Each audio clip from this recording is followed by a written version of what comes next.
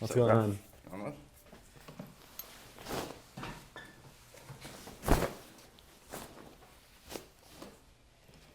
What's going on, guys? So today I got my buddy Matt here, and we're gonna do a nice modern day undercut mullet on him. So we're gonna implement modern day tapers with the undercut effect of it draping on top and over the fade. And we're also gonna teach you guys how to style with specific products in order to achieve this length and look for Matt's hair.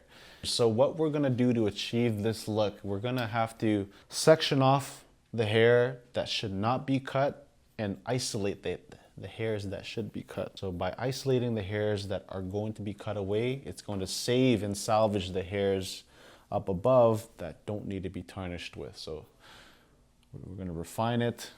So this is the product we're looking at, and we're going to have this hair draping up on top of the subject. We're going to do the same thing on the other side. Okay, up and over. We'll clip this up and over like this. All right, so debulking, we're gonna get rid of this, and we're gonna actually start with using our clippers. We're gonna start off with our number 2 guard, and we're gonna start off with it being open. So being a 2.5, let's debulk this, and we'll stay true to the mullet shape and cut silhouette of this haircut. And we'll just chisel away at this whole entire section here to create that undercut action. Nice and slowly, like so. So now we have a base of a number 2.5 all around here.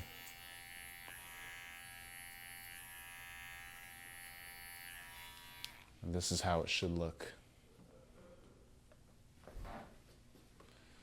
Do the same thing on the other side. You gotta make sure you take your time with chiseling away at these little tight corners and areas. You don't want to clip away hair that should not be clipped.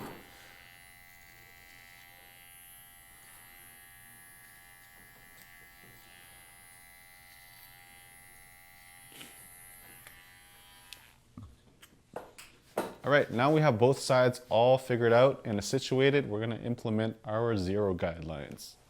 So first, we'll take our trimmer, our detailing tool, and we'll implement our guideline right about here.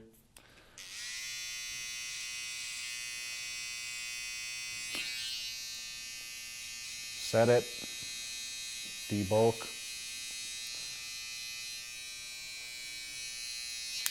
Here's how it should look. Keep a mental image of how this looks and recreate it on the other side.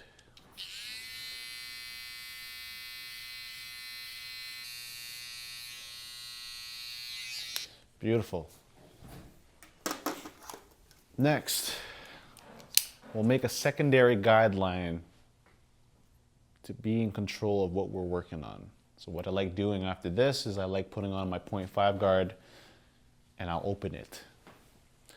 And as I'm creating this initial guideline, I'll flick off immensely at the very end to create that shape, but at the same time, what that also does, it creates a softer edge so that once you do reach those higher profile areas, it'll be less problematic when you use those higher guards to blend out that line up top.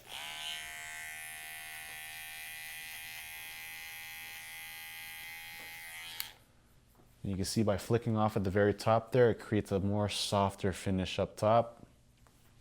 We'll do the same thing on the other side.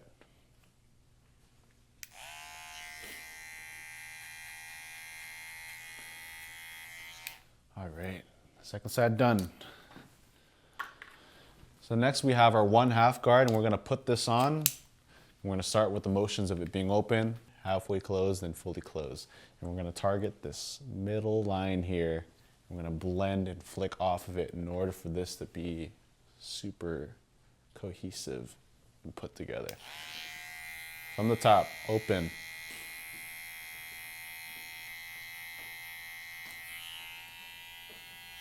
Halfway closed. Fully closed. Back open, just to get all those little tight areas up top.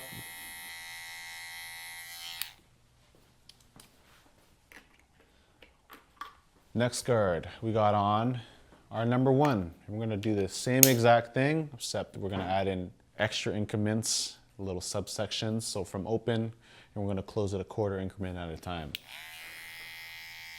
Start with open.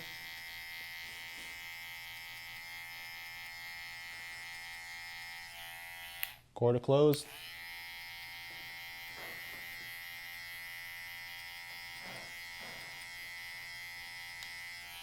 You guys can really see it all tied together now after that quarter close increment. We're about halfway closed now.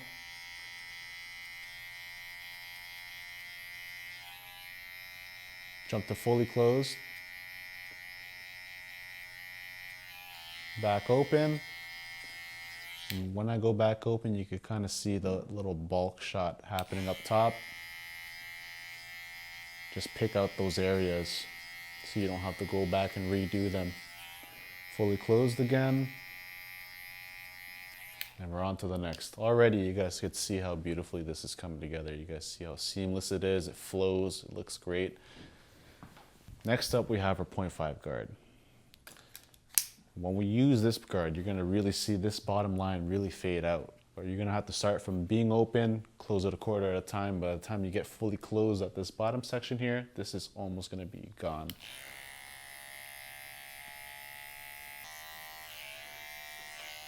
We're 3/4 closed now. Fully closed. And here's what I'm talking about. You guys could really see this line just disintegrating right before us. And that's exactly what you want to see. This is a telltale physically showing you that you're doing exactly what you're supposed to and you're following every single guide. Next up, and lastly, to finish and tie this all together, is we're going to transport over to a brush. I'm going to switch over to our open blade work. Same exact steps that you use for your 0.5 guard, you're going to do exactly here.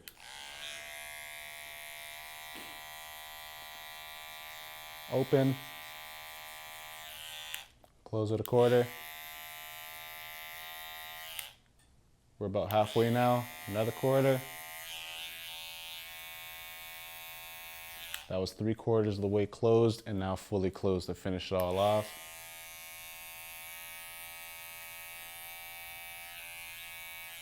And if you do this right, adding in the finishing touches with this foil shaver by Braun, you're going to be able to get this taper to burst out and look really, really nice and put together.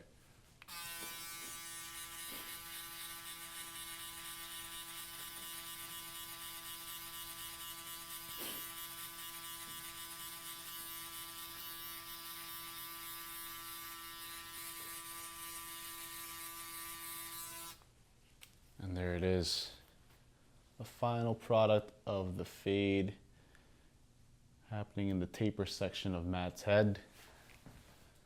And to take it to the next level, I would strongly recommend you guys pull out your brush, bring out your detailing tool. Today I'm using a Babyliss FX Pro. And we're going to etch out these little accents and lines in order for this taper to pop and be more prestige.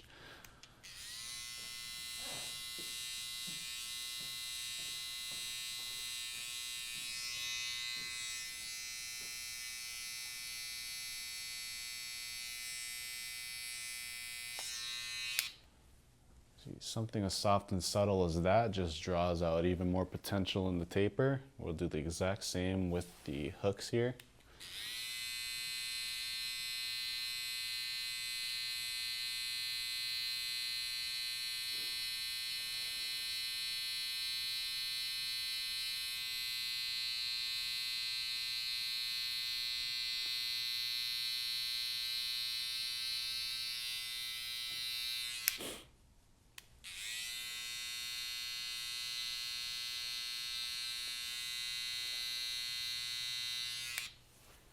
And finally, to touch everything up and make sure that it's all nice and smooth, I'll even use the trimmer as a tool to fade in these little stubble areas where it meets the skin.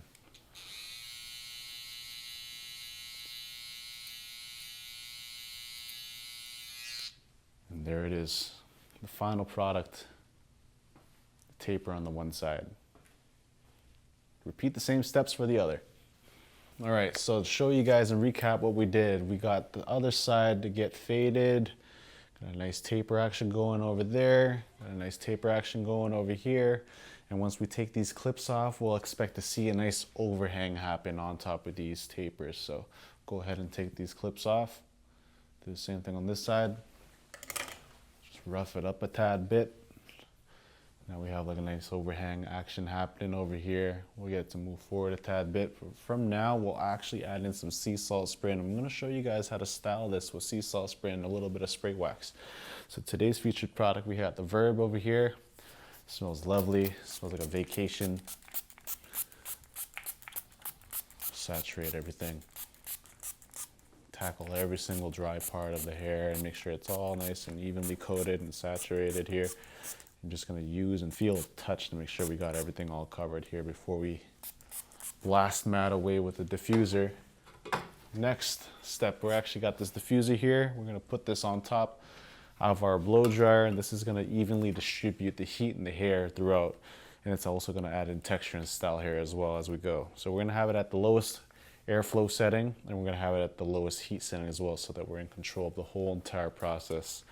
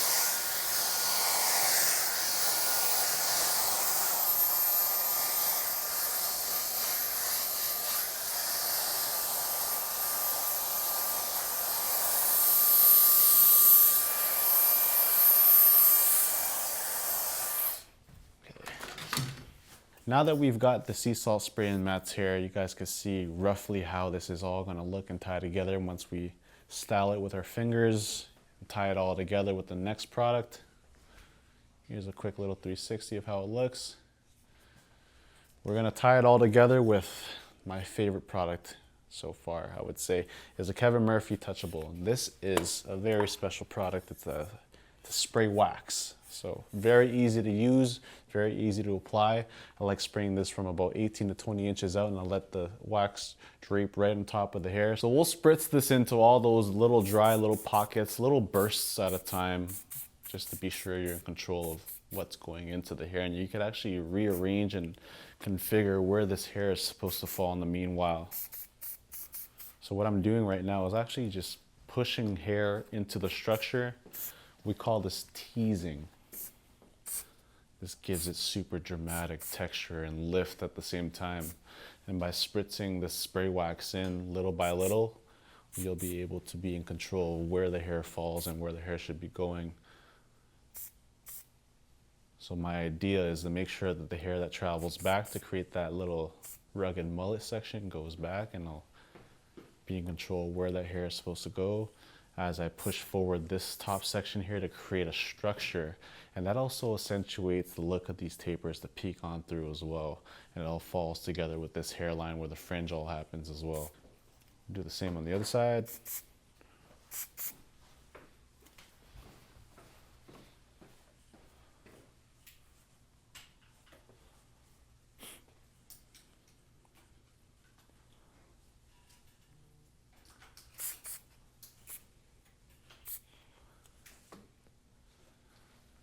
You look like a super crazy anime character, dude. Whoa. Yeah, it looks pretty cool.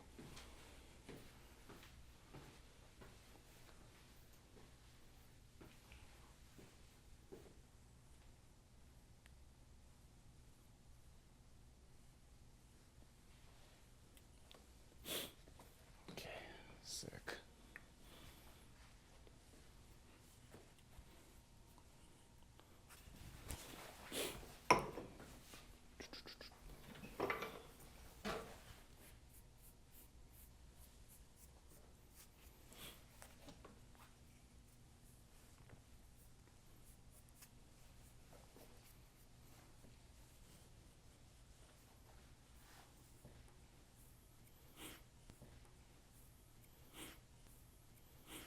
All right, guys, so that's how you do a modern day longer mullet with the overhang action, tapers beneath them. It's a pleasure. Have a good day.